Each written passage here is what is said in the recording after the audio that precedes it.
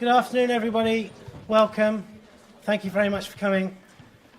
You're here at the Inside Out lecture series. We bring the best minds of our generation to inspire the work the staff and students do in the School of Architecture, Art and Design at Leeds Beckett University.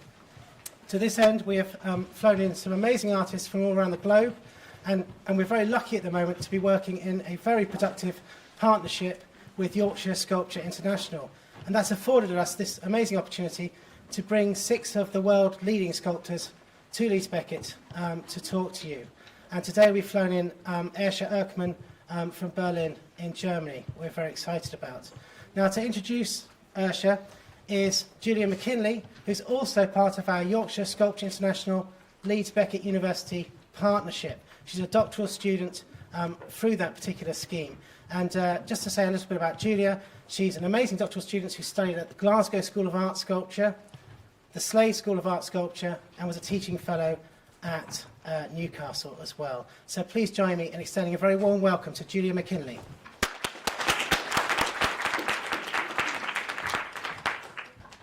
Thanks, Simon. Hello, everybody, and welcome to the last in the Inside Out lecture series with artists from Yorkshire Sculpture International.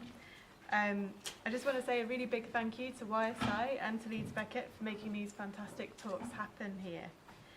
I'm delighted to introduce today's speaker, Ayşe Erkmen.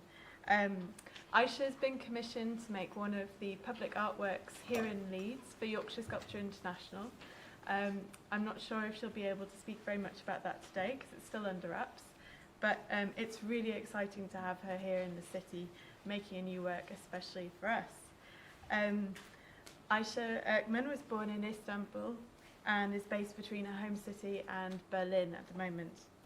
Her spectacular installations have been made in response to the historical, political, cultural and geographic significance of those places, often incorporating architectural details in buildings. Throughout her prolific career, she's been exhibited in museums and galleries all over the world, far too many for me to list today. But I suppose key things have been Ayşe represented Turkey in the Venice Biennial in 2011, and more recently made a public artwork for sculpture project Munster. I'm sure many of you here have seen the photographs or have seen in person that iconic work, which was an underwater bridge in the inland harbour in Munster, which literally allowed people to walk on water. I was incredibly lucky to be able to see that sculpture in person and delighted to be able to introduce Ayşe here today.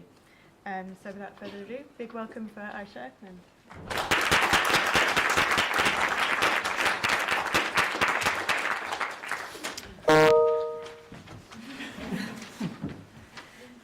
Hello, everybody.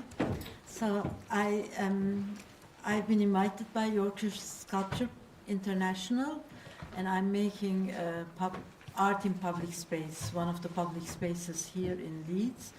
Therefore, for my lecture, I chose to show you more about my public projects or the big projects that I've made. So I made a selection like this, but in case you have any other questions about my other works or about these, we can talk about it after the talk. So I start with the work I had made for the Münster sculpture project in 1997, about 20 years before. And then I will end with what I have done in 2017 for the same exhibition. Münster Sculpture Project is a maxi version of Yorkshire Sculpture International.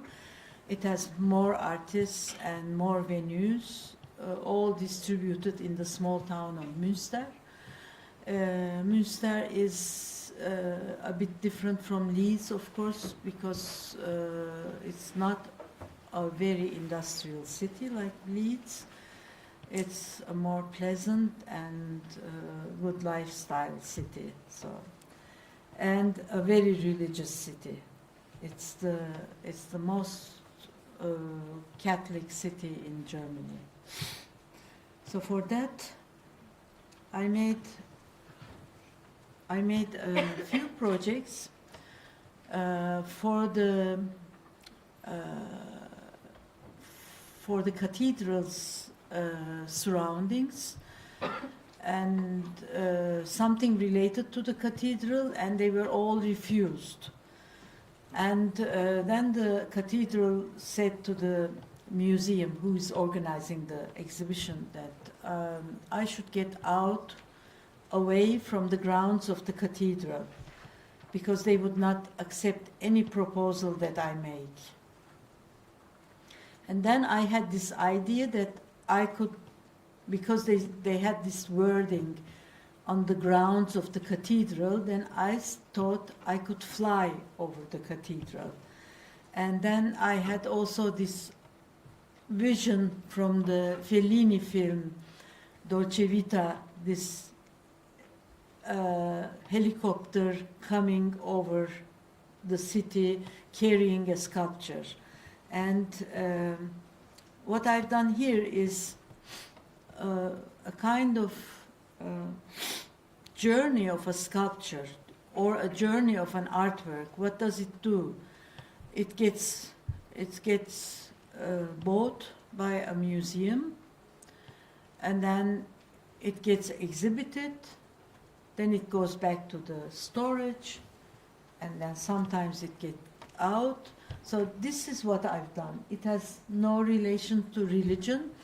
I've chosen 13 sculptures from the museum's storage, which was a little bit outside of the museum. And every weekend, a helicopter picked up one of those sculptures, and those sculptures were middle-aged sculptures.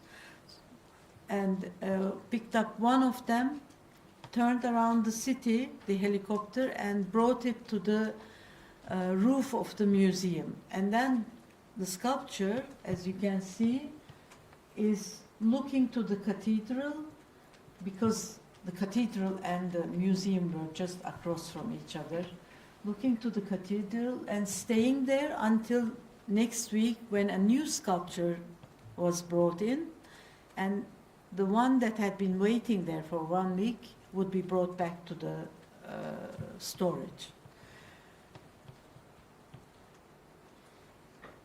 As I said before, this is about the adventure of an artwork. What does artwork do? As it is a sculpture exhibition, I made a work about sculpture, but everybody thought that this was something religious, that the figures were religious figures, so there was also a controversy over this. But actually, my criteria here was just to have sculptures that can be carried without being damaged from the storage to the museum.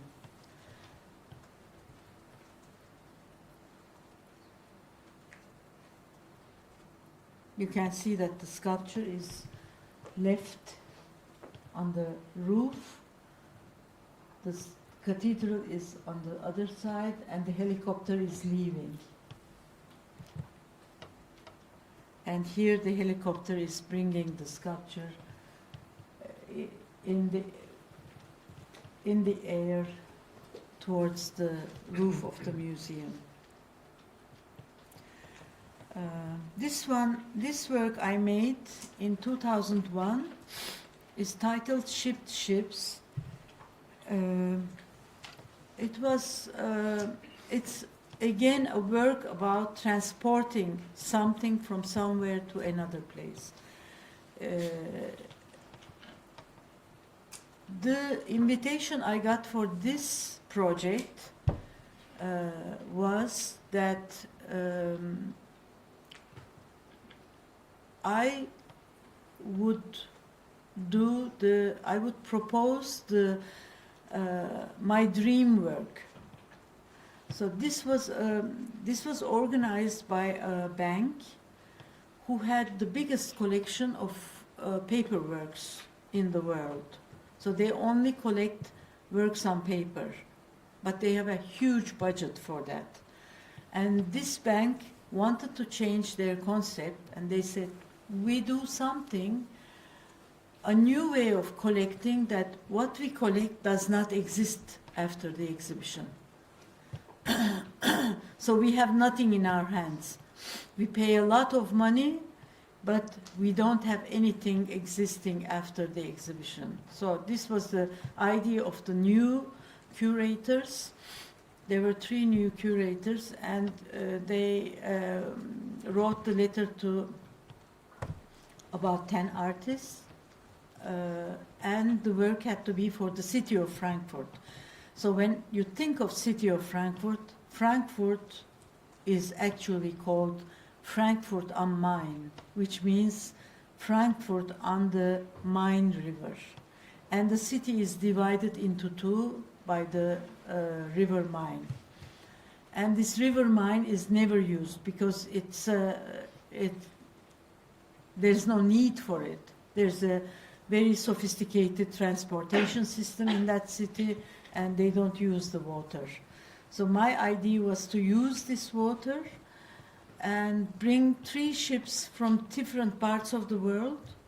1 ship from Istanbul for sure, and then I thought 1 ship from Japan could come, something from far away, and then 1 ship from Europe. So we could get the one from Istanbul, we could get the one from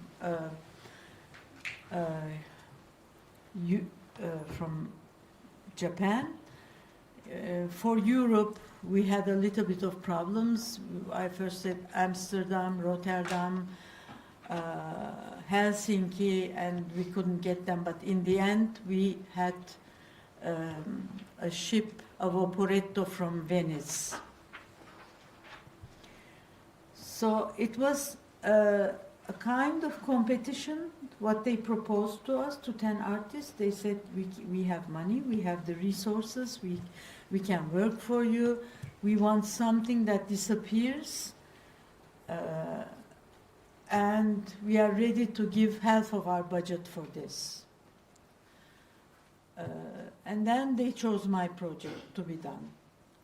So this whole concept of these curators lasted for 2 years. And then there was a big discussion about it. How can you spend so much money on a project and so on? And then it was finished. The next year was for New York. An artist made something for New York, and then it was finished. And actually one of the curators was kicked out. So this was, so I had these 3 ships coming and working exactly as they worked in their hometowns, like carrying passengers, having their own crew. So the crew had to have working permits from each country. Japanese, Turkish, and Italian crew had to have working permits. It was a huge amount of work, and all the ships had to be adjusted to the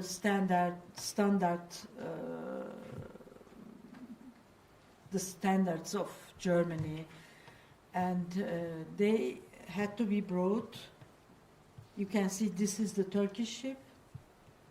This was this is the Vaporetto. And these are the 3 ships on Main River. So they traveled on huge ships from their hometowns to Rotterdam. From Rotterdam, they were left on the river to go from Rhine to Main. So this is how they are standing in Main River. They had, it's too long to talk about this because it has too many details. And then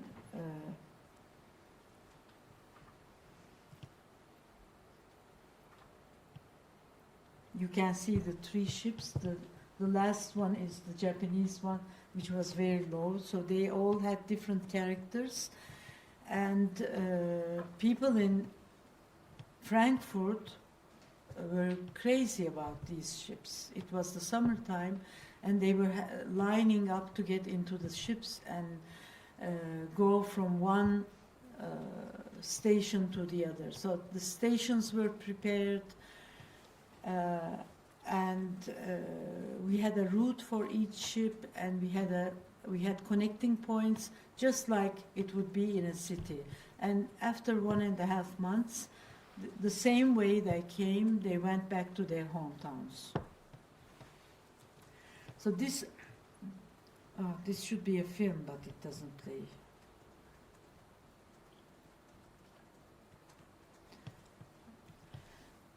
So this work, because each ship had their own crew.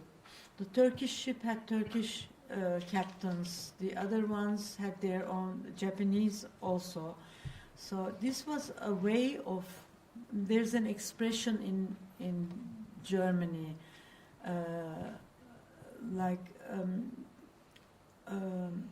foreign workers. So it was a way of working with this word, who is foreign, because when you are in their ship, you are in Japan. It's like a consulate building, because the ship belongs to their own crew and their own country. So it was a way of changing and shifting this idea of being foreign in a country and working as a foreign worker in a country.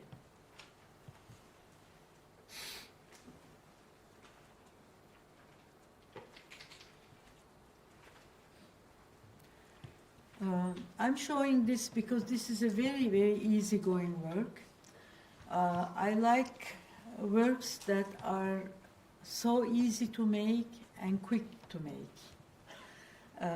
So in this, maybe you have been to this museum. It's the Museum of Gegenwartskunst in Basel. And it has one part that is new and one part that is old, and they are connected. So in the old part, there's a very old-fashioned way of getting artworks into the museum. They don't have a lift. Instead of that, they have a door on the floor which you can open, and you can pull the works up. And what I did here is we just bought a piece of nylon plastic sheet, and some people were holding it from downstairs, and other people were pulling it from upstairs and then shutting the door.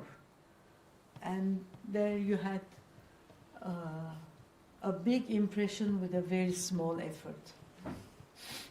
And in each floor, I had a different color. So you can see the top floor, for example.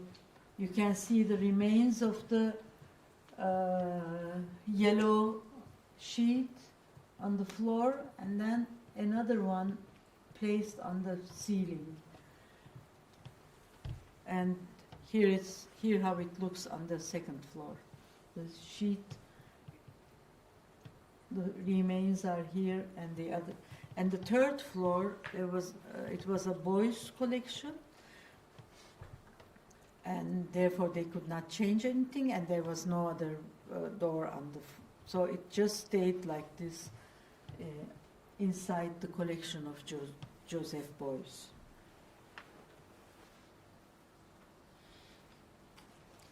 This is a very similar work, which is also about bringing in artworks. As you can see, I think everything is about art here. What do art do in museums? So here is another way of bringing in artworks to the museum, but this is a more sophisticated way. As you can see, there's a line on ground on the floor, and this there's a lift underneath. So what I did is I just brought it a little bit up, so it was continuously moving up and down. A little bit up so that you don't see any hole. A little bit more up. And then it was going down. So the room was at some point all empty, and then the floor came up a little bit, and then a little bit more up, and then went down.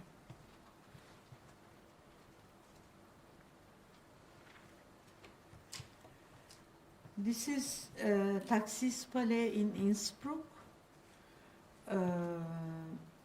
I was given the room under this stone, and I saw that the room has a glass ceiling with no protection. Normally these glass ceilings have double glass ceilings, or they have some kind of protection over them, but this was just one sheet of glass, and there was no protection. So I saw that this room had the potential to be a room with some kind of danger. And when you are in Innsbruck, maybe some of you have been there, this city is surrounded by mountains, rocky mountains. What I wanted was from the curator that they should find me a few big rocks, and then we hanged it on that wall, and this stays here with a counterweight on the other side. So there's nothing attached to the wall. There are two.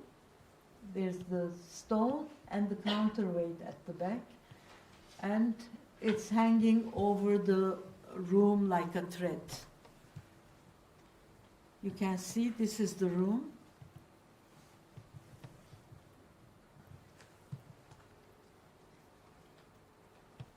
And when you entered the building, you could see it like this, because the room was downstairs.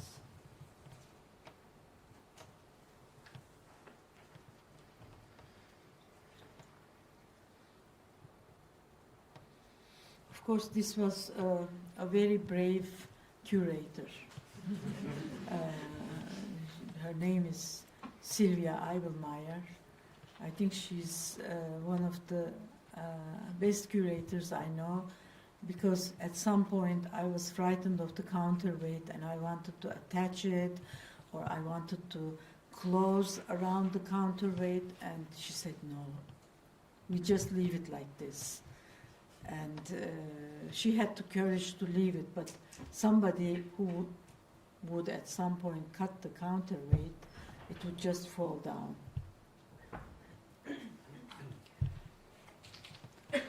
This is another museum in Frankfurt, which is known for its cleanliness.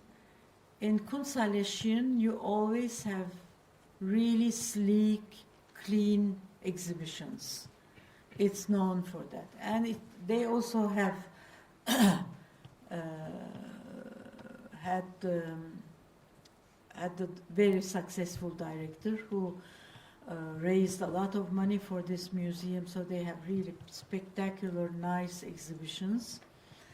And they also made exhibitions that were a little bit longer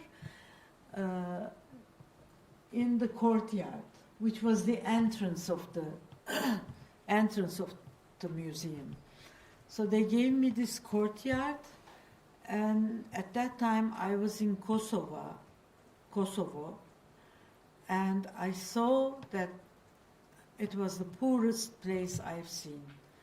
And the streets were exactly like this, all muddy, and people had to jump from one small piece of water to the other. And together with this in mind, being just back from Kosovo, given this place which is so nice, I took the cobblestones out of the entrance and placed it with earth. And each day the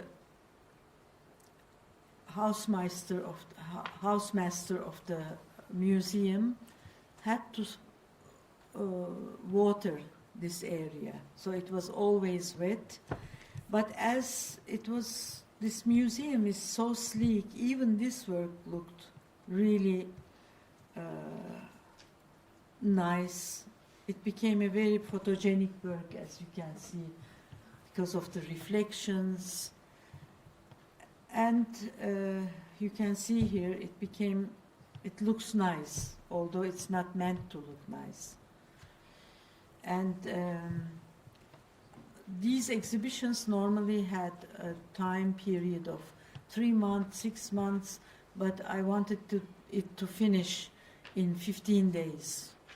So I had an agreement with the museum that it doesn't stay too long, because I believe that every exhibition has a time frame. You know, something like this could become,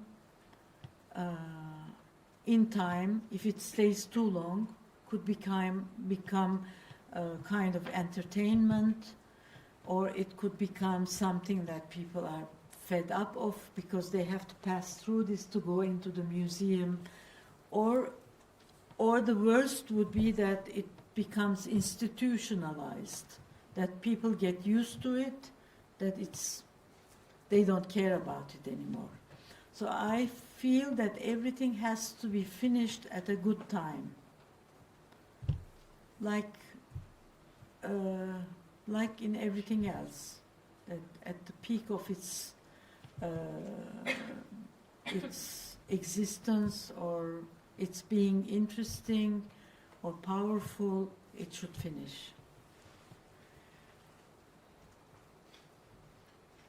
So you can see here the more.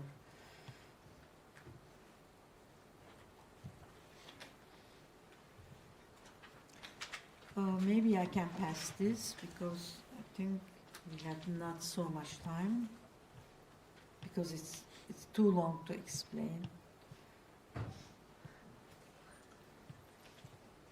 This is something, I'm not supposed to talk about it, but this is a little bit like what I'm going to do here. This much I can say, maybe. That's so here. This is sculpture center in New York. It was a tram workshop before. Therefore, they had 2 beams on the ceiling, which were moving to bring the trams out and in, and to put them up and down for being repaired. So maybe in the other one it's more clear. And they were still working. So what I've done is, on one beam to the other beam, I installed a pink fabric, and the other beam I installed a blue fabric. And they were made to move continuously forward and backwards. So when the first beam moved backwards, this is what happened, that the fabric became stretched and was closer to the ceiling. And when and then made the blue beam close the door, because it was sagging, hanging more. You can understand it, maybe. Just the fabrics are getting to horizontal hanging position, and then vertical hanging position, and then horizontal position on the ceiling. And according to this, the colors of the room was always changing.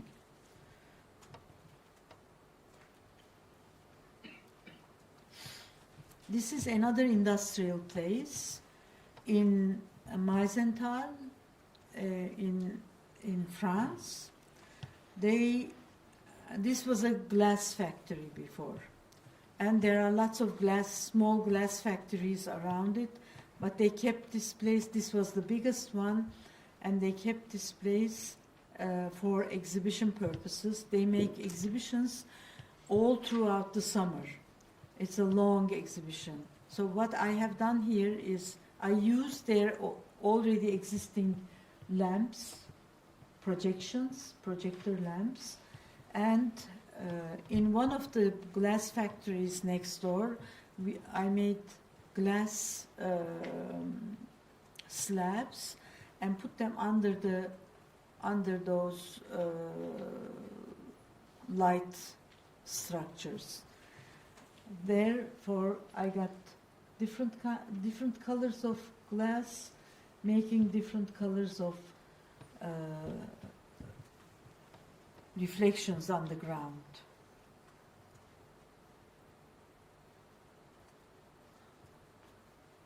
There were about 100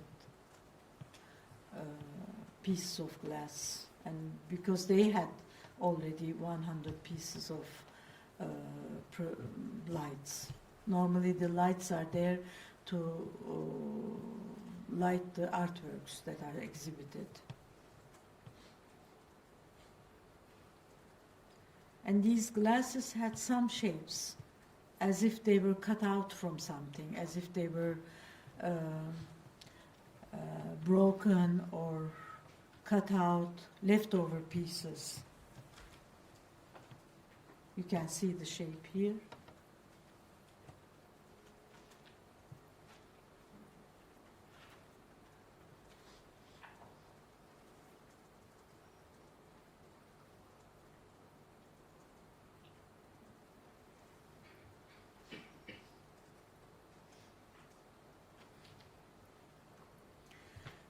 This is something I made in Austin Contemporary, in the city of Austin, and the exhibition, this was a group show, and the exhibition was called Strange Pilgrims.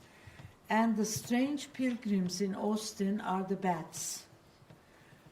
Austin has the largest community of bats in the world, and they live 6 months in Mexico and 6 months in Austin. They've been coming there they started coming about 10 years ago, so it's not a long history. They don't have a long history, and nobody knows why they decided to come to Austin, and they live under a bridge. And first the people of Austin were a little bit frightened of them, but then they realized that these are good animals, that they eat the insects and mosquitoes especially.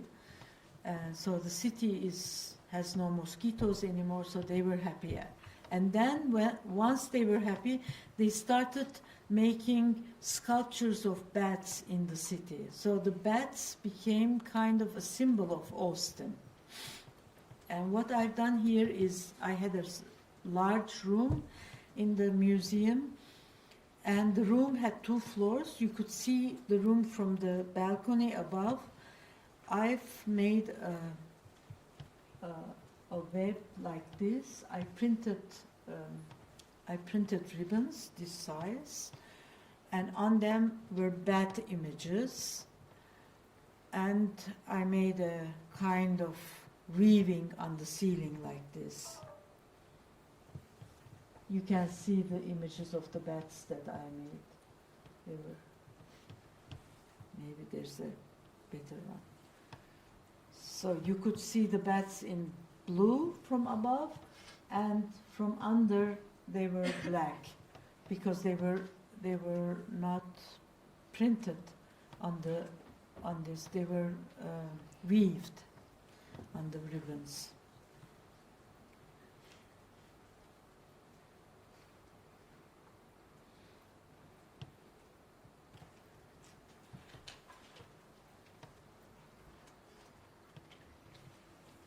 This is Witte de Wit in Rotterdam. And Rotterdam, when the new curator came, Nicolas Schaffhausen, he decided that he makes a wall like this on the outside, and every year they give it to 4 artists, and each artist stays there for 3 months and makes a work for this wall.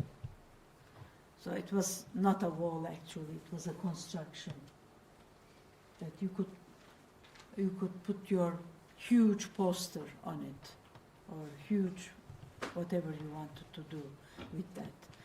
And this was part of an exhibition which was called, I forgot the name now, but it's something to do with ethics. Inside the museum they had works that did not change, but sometimes they changed it. They took one work out, and so it was a 1-year exhibition. And what I did here is I chose one artist's painting from the Stil period, like the Bauhaus period of theirs. It's von Duisburg, and it was a painting with the colors of Bauhaus, blue, yellow, red. And I made the painting one color. Of course, this is the structure of the painting, just one color, and this color is the color of that year. Which year was it? Yeah, this was the color of the year 2010, chosen by Pantone. You know, Pantone chooses a color of the year every year, and this was the color of that year. So and it was winter time. It was like the coats that we have with inside where there's this filling. So it was maybe you can't see it here, but it was filled with feathers. Not feathers, of course, not this quality down, yeah, down. Yeah.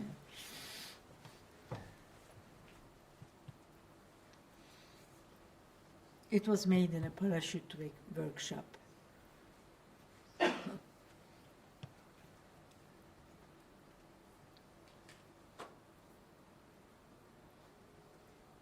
So the painting was very much about color. So I gave it a contemporary color, a very contemporary color of that year.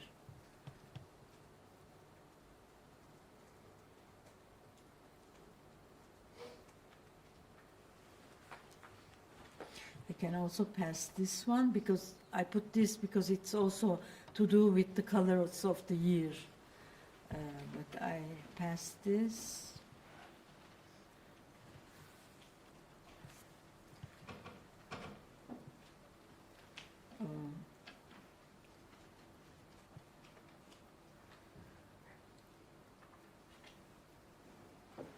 This is very easy. I can explain it very shortly. This is, I went into Google and I put my name, and then I went to images. So you can, I'm sure you are doing it also. There are hundreds of images coming. Some of them are belonging to you, some of them has nothing to do with you. So I printed all the images in A4 format and I showed them. It's like a CV of an artist, but it's also a very stupid CV because you have all kinds of images there and bad quality. So this is something I've done a few times. Actually, I did a new version of it because now when you Google your name and you say images, you have another option. You can go to colors and you push the color green, for example. All the things that are green, in green color about you comes. So I made a new version of this afterwards. There are about 1,600 images here.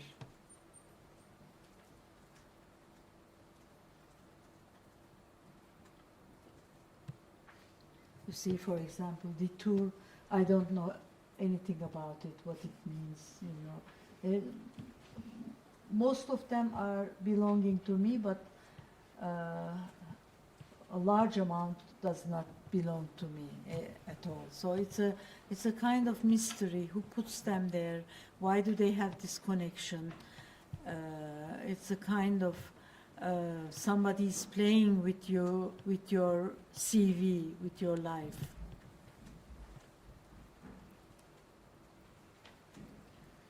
This is Barbican Centre in London. The Curve Gallery. The Curve Gallery was actually made to keep the noise from the street from coming into the performance rooms, for the theater, the concert hall, and so on. So what I've done here is exactly what happens in a theater, in an old-fashioned theater. You have a tower, and in each theater you have a huge tower, and then this tower has backdrops that come down and up as the scenery changes. So I went to about, I think we have 12 backdrops here. I went to different backdrop painters in London and around London, and told them to make a backdrop for this size of the curve, and anything that they would like to draw. Or they could also give me something that they had done before. So they, each of them made backdrops, and 2 of them were made in the school inside the Barbican, where there's a theater school. And these backdrops were working as in the theater. They were coming down, sometimes closing the way, like you see, and then going up, and they were working randomly, so we didn't know which one is coming down and which one is going up. And they were also moving continuously. Here you can see a little bit better.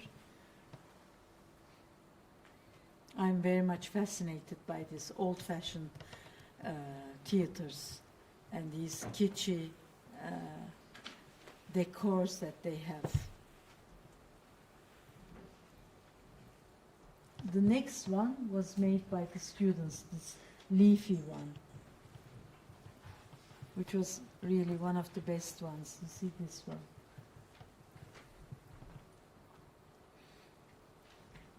This blue one was also made by the students.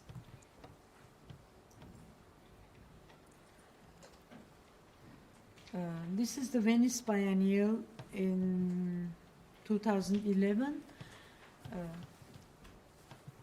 I was given this room because Turkey had no pavilion. And this was the only room that had access to water. In the whole Arsenale, this was the only room that had a window looking to the canal. There I had the idea that I can bring the water from inside the canal, go around the room, the water travels around the room, first gets its salt away, and then the dirt, and then it becomes clean water to be taken a shower, and then it becomes water that can be drunk. And then the last point, the turquoise point, is where we made it mineral water by adding minerals to the water. So that at that point it became mineral water, but then we gave it back to the canal. So it was coming in and going out, and without any purpose. It was making travel inside the room. And as you can see, as the function changed, the color changed. And you can see the machines. This was actually a compact machine that I took apart and prolonged the pipes. Therefore, it had this installation character. But these pipes, the prolongation, how long and how high, everything was decided by the plumbers. We can't say plumbers to them, they were engineers actually. They decided so that the whole thing functions perfectly. And then the water was given to the back to the canal, as you can see here, all the pipes coming out of the room.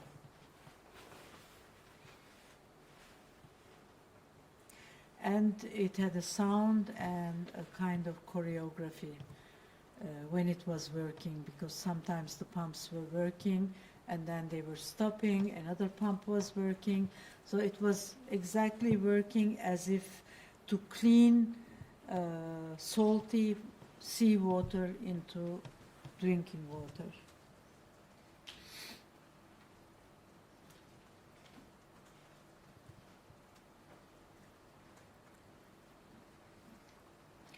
This is a small version of it in Japan. There was a very dirty pond, this one in the front, and I wanted to clean it, not to have drinking water, but to clean it to become a good, clear, nice water. And so we made a swimming pool, kind of, a very shallow swimming pool. And we had small pumps in between, very small ones, and the water was continuously coming from the dirty pond to the pool, and the water was going through the pumps to the pond again. It's the title of the work is From Pond to Pool to Pond, and there was a circuit between them. Actually, in a few hours, the pond was cleaned, and the next day some frogs started coming to the pond. So they were happy to find some clean water. And this pool was made, of course, this was in a temple. Every artist had a temple in this exhibition. Therefore, we could not change anything, and the pool I made was just adjusting itself to the shape of the nature there. So it was going in between the trees.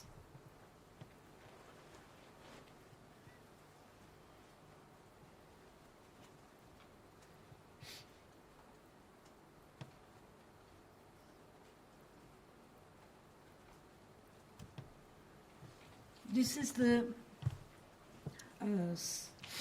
second time I was invited to sculpture project. The first time I had made the helicopter, and when I was invited a second time, I thought I cannot just do something on the ground, because it was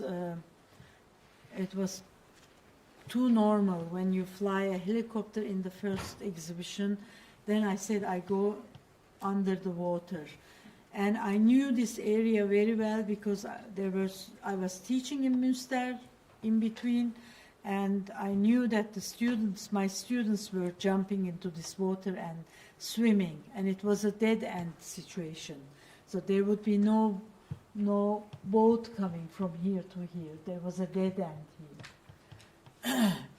And I decided to make a walk under the water that connects both sides of this extension of the river in Münster.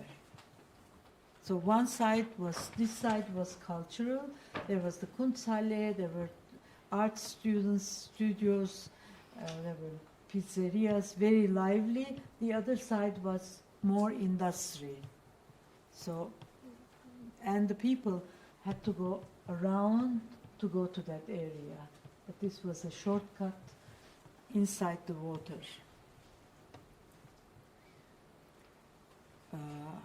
As you can see,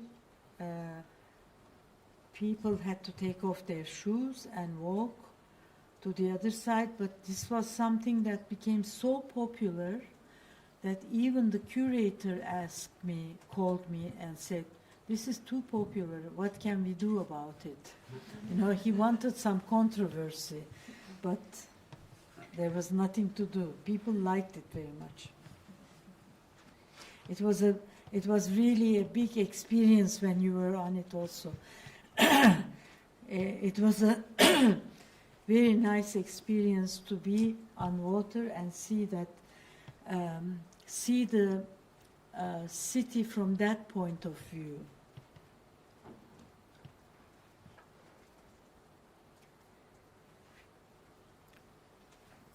It became so popular that people would bring their children, teach them to swim there. Of course, it took 3 years to make this project. The most difficult part was to convince the city to have no railings. And we found a solution in the end to have lifeguards instead of guards, normal guards. And this was the most important part of this project because this is a totally made with recycled material and went back to recycling. But the guards were expensive, and because the people around in this area, this harbor area, wanted this work to be done so much that they paid for the guards. So the guards were paid by the neighborhood, by the pizzerias, there were lots of architecture offices there. They collected the money for the guards.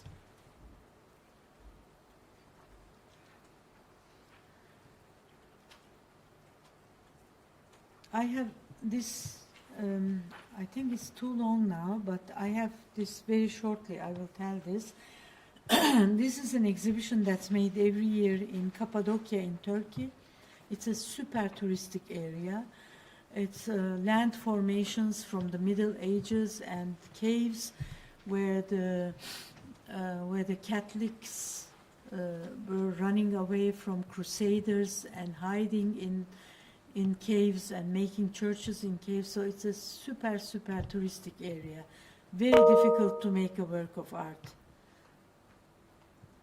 And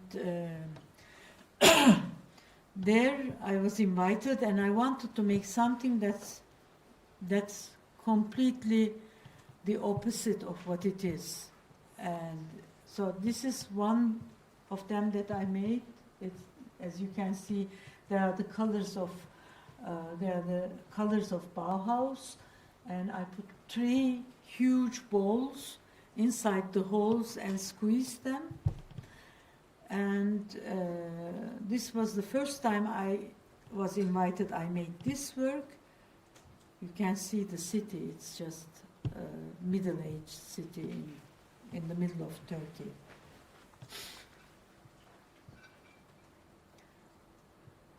You could see it from all over the city. And then next time I was invited, again, I made this one. I found one of those formations with a hole in it, and I put something like a earring, like this. But this material is the same material as the first one, and it was made by the same people. This is like a balloon material. You blow it up, so it has no harm to this small hole. As you can see, there's this soft material.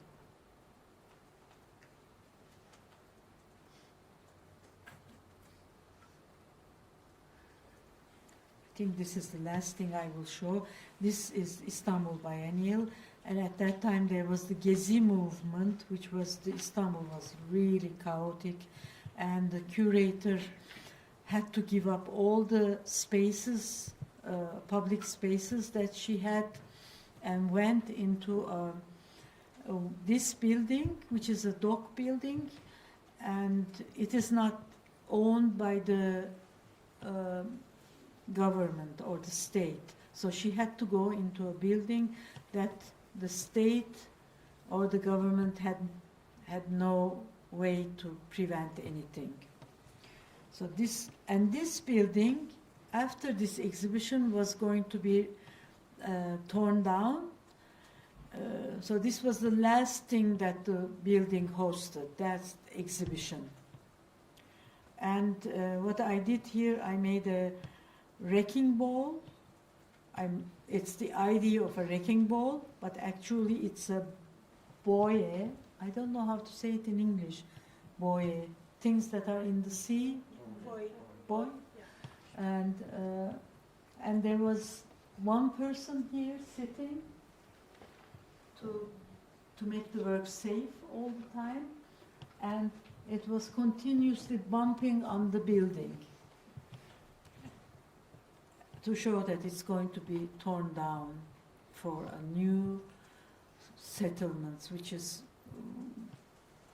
like unnecessary building that's going on in Turkey. It's a big problem. They are building and building to earn money, for the government workers. You know, it's very, it's a corrupt thing.